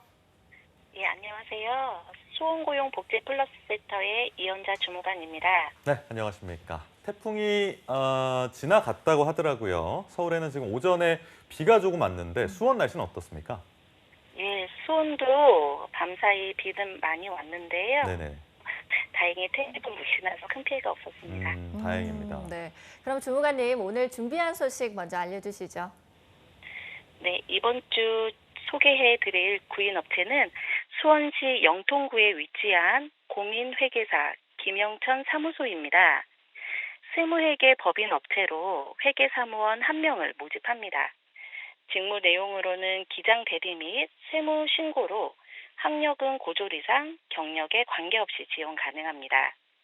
회계 프로그램 사용자를 우대하고 주 5일 근무로 급여는 월 190만 원이며 면접 시 급여 협의 가능합니다. 접수 마감일은 채용 시까지이니 관심 있으신 구직자분들은 워크넷 구인 정보를 확인하여 이력서와 자기소개서를 준비해 이메일로 지원하시기 바랍니다. 네, 경력이 없어도 되는 회계사무원 한 분을 지금 모시고 있으니까요. 많은 관심 바라겠습니다. 다음 소식은요. 다음으로 소개해드릴 구인업체는 화성시 양감면에 위치한 신화 인터내셔널 주식회사입니다. 전기용 탄소 제품 및 절연 제품을 제조하는 업체로 생산 기술 담당 직원 1명을 모집합니다. 직무 내용으로는 생산 현장 설비 운용 및 생산 기술, CNC 제조 설비 업무로 학력과 경력에 관계없이 지원 가능합니다. 주 5일 근무로 급여는 월 250만 원이며 접수 마감일 채용 시까지이니 관심 있으신 구직자분들은 워크넷 구인 정보를 확인하여 이력서와 자기소개서를 준비해 방문 또는 이메일로 지원하시기 바랍니다. 네. 이 구인권 또한 학력, 경력 모두 무인한 구인권이었습니다. 무관했고요. 또 생산기술 담당 직원 1명을 채용한다고 하는데 채용 시 마감된다고 하니까요. 관심 있으신 분들은 서둘러 주시기 바랍니다. 그럼 이어서 마지막 소식도 전해주시죠. 마지막으로 준비한 소식은 제2회 경기도 버스 승무사원 채용 박람회입니다. 경기도에서 주최하고 경기도 버스운전사업조합 한국교통안전공단에서 주관하는 이번 박람회는 2019년 8월 13일 화요일부터 8월 14일 수요일 오전 10시부터 오후 5시까지 킨텍스 제2전시관 1층에서 진행합니다. 경기도에 위치한 버스업체 30여 개사가 참여, 버스운전 면허증을 취득에 관심 있으신 분들을 위해 직업훈련 학원에 대한 안내 등을 받으실 수 있습니다. 버스운전 면허 자격증을 보유하고 계신 구직자라면 구직자와 구인기관 간의 현장 면접이 가능하니 이력서와 자기소개서를 지참하여 현장에 방문해 주시기 바랍니다. 네, 버스 승무사원에 관심 있으신 구직자분들이면 꼭 참여해야 할 채용 박람회가 열린다고 하니까요. 많은 참여 바라겠습니다. 주무관님, 오늘 소식 고맙습니다. 고맙습니다. 네, 고맙습니다. 네, 저희 다음에는 어떤 지역으로 가볼 거냐면요. 농업과 공업의 조화가 잘 어우러진 그런 도시입니다. 충북 지역 구인 소식 알아보겠습니다. 음성고용복지플러스센터의 최원호 주무관님 연결돼 있습니다. 나와 계십니까? 네, 안녕하세요. 음성고용복지플러스센터 최원호입니다. 네, 안녕하세요. 오늘 사실 태풍이 온다고 많이 예보가 돼 있었는데 그쪽 날씨는 좀 어떤가요? 태풍이 지나간 것 같긴 한데요. 네, 여기도 아침에는 이제 비가 조금 왔고요. 지금은 이제 그 구름이 조금 낀 흐린 상태입니다. 요즘이 이제 음성의 복숭아 수확철인데 태풍으로 인해서 이제 과수농가가 피해를 좀 입지 않았으면 좋겠습니다. 그러니까 뭐 지금 얘기 들어보니까 많은 피해는 없는 것 같아서 좀 다행이라는 생각이 듭니다. 그럼 오늘 준비해주신 채용 소식 말씀해 주시죠. 네, 이번에 이제 소개해드릴 구인 사업장은 주식회사 사무입니다. 이제 음성군 대소면에 소재한 상용 자동차 휠 생산 업체고요. 현재 상용차용 휠 생산 라인에서 기계 조작 또는 단순 노무를 담당할 생산직 사원 5명하고 생산 라인에서 이제 기계 정비를 담당할 공무직 사원 1명을 모집 중에 있습니다. 두 직종 모두가 경력과 학력은 무관하고요. 근무 형태는 주 5일 주간 근무로 오전 8시 30분부터 오후 5시 30분까지입니다. 급여도 두 직종이 동일하게 시급 8,550원이고요. 복리후생으로는 통근버스, 기숙사, 자녀 학자금, 상여금 등을 지원하고 있습니다. 접수는 채용 시까지니까 워크넷을 참고하셔서 이력서를 준비하여 방문 또는 이메일로 제출해 주시면 고맙겠습니다.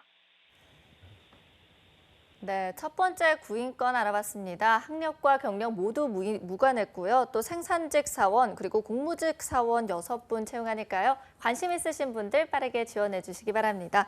그럼 이어서 다음 채용건도 소개해 주시죠. 네, 이어서 소개해드릴 구인 사업장은 선일케미칼 주식회사입니다. 음성군 대소면에 소재한 제가 및 빙과 등 포장용 플라스틱 성형용기 제조업체고요. 현재 인젝션 블로어 설비 운영을 담당할 경력직 사원 1명을 모집 중에 있습니다. 학력은 무관한데 이제 인젝션 블로어 설비, 금형 교체 및 조건 설정, 3정 5S 관리 등의 이제 3년 이상 경력자를 모집 중에 있습니다. 근무 형태는 주 5일 교대 근무고요. 급여는 연봉 4천만 원 수준입니다. 복리후생으로는 통근버스하고 기숙사를 제공하고 있고요. 입사를 희망하시는 분들께서는 워크넷을 참고하셔서 구직 신청 후 지원 서류를 꼼꼼히 준비하여 지원해 주시기 바라겠습니다. 참고로 접수 마감일은 8월 18일까지입니다. 네, 이번 구인건은 3년 이상 경력을 가지신 설비 운영 담당 사원 1분을 모시는 공고였습니다. 많은 관심 바라겠고요. 이어서 다음 소식 전해주시죠. 네, 마지막으로 소개해드릴 구인 사업장은 주식회사 한길 R&B입니다. 음성군 금왕읍에 소재한 탄성 고무칩, 액상 우레탄, 인조잔디, 고무 매트 블록 등을 제조 판매하는 업체고요. 현재 고무칩 생산 라인에서 설비 조작 및 단순 노무를 담당할 생산직 직원 8명을 모집 중에 있습니다. 학력하고 경력은 모두 무관하고요. 근무 형태는 주 5일 주간 근무로 오전 8시 30분부터 오후 5시 30분까지입니다. 급여는 월 180에서 200만 원 수준이고요. 상여금 20%를 별도 지급 예정입니다. 입사를 희망하시는 분들께서는 워크넷을 참고하시고 구직 신청 후 이력서를 준비하셔서 팩스나 이메일로 제출해 주시면 됩니다. 참고로 접수 마감일은 8월 15일까지입니다. 네, 생산 직원 총 8분을 모집합니다. 경력과 학력 모두 무관하니까요. 많은 지원해 주시기 바랍니다. 주무관님 오늘 소식 감사합니다. 네, 고맙습니다. 감사합니다. 지금까지 데일리 구인 정보 여기저기 오늘은 충북 음성과 경기 수원 구인 정보 알아봤습니다.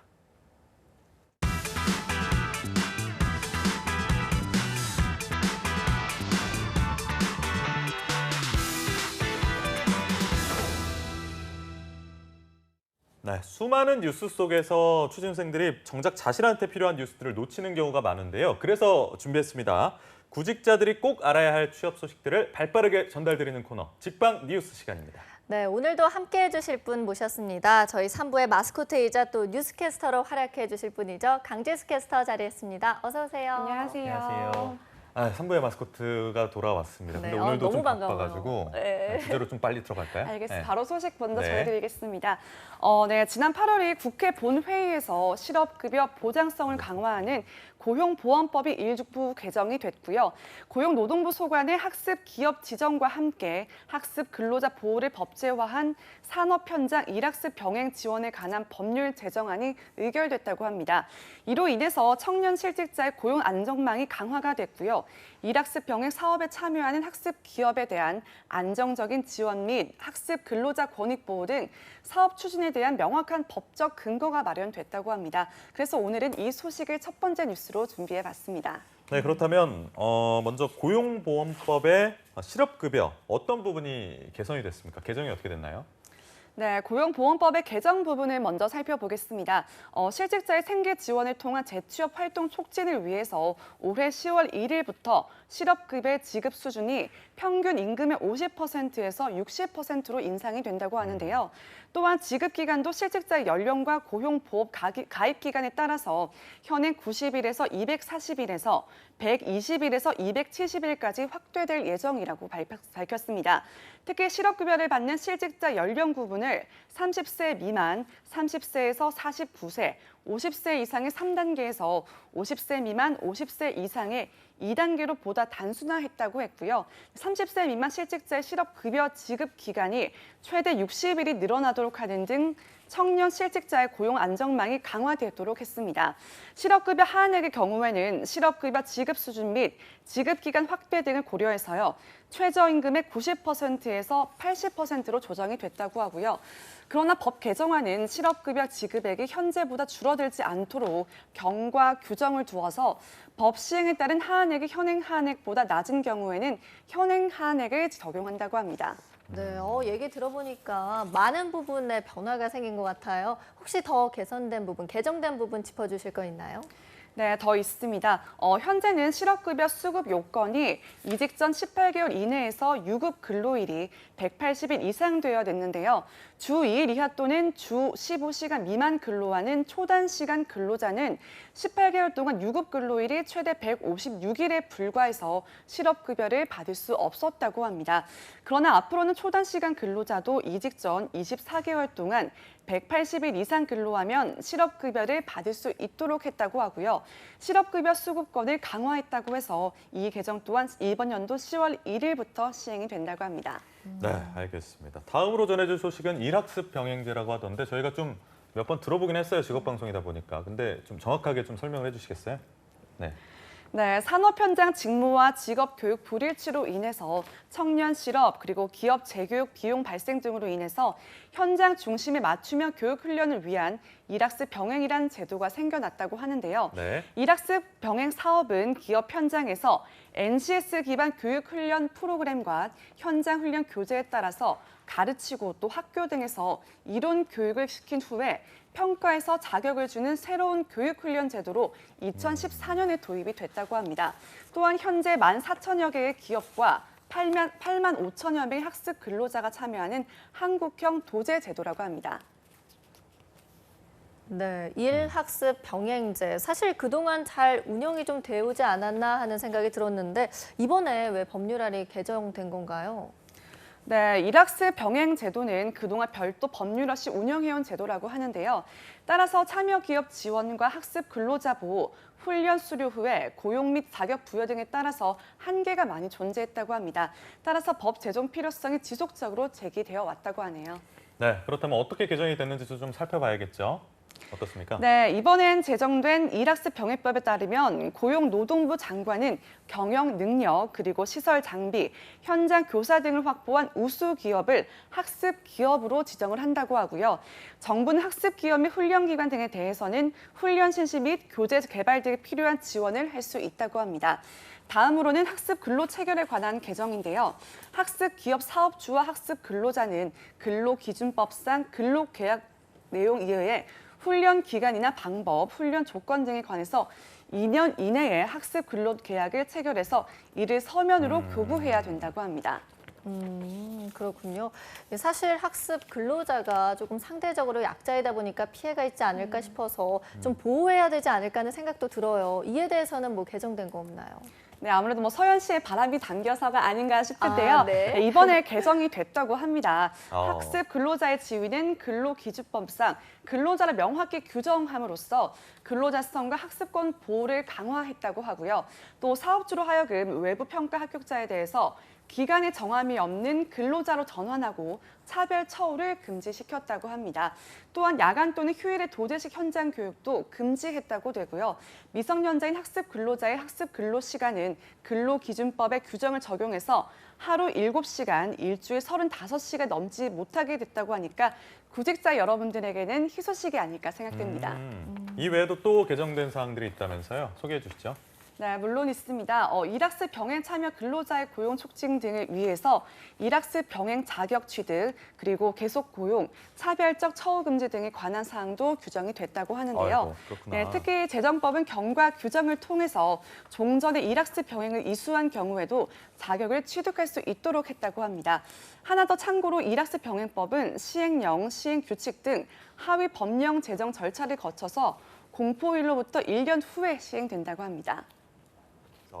오늘 함께해 주신 직방 뉴스의 강지수 캐스터와는 여기서 인사하도록 하겠습니다. 고맙습니다. 고맙습니다. 네, 취준생 여러분들 오늘 투데이 잡스 준비한 내용은 아쉽게도 여기까지입니다. 저희는 내일 오전 10시에 다시 활기찬 모습으로 찾아뵙겠습니다. 오늘도 내일도 성공 취업은 투데이 잡스!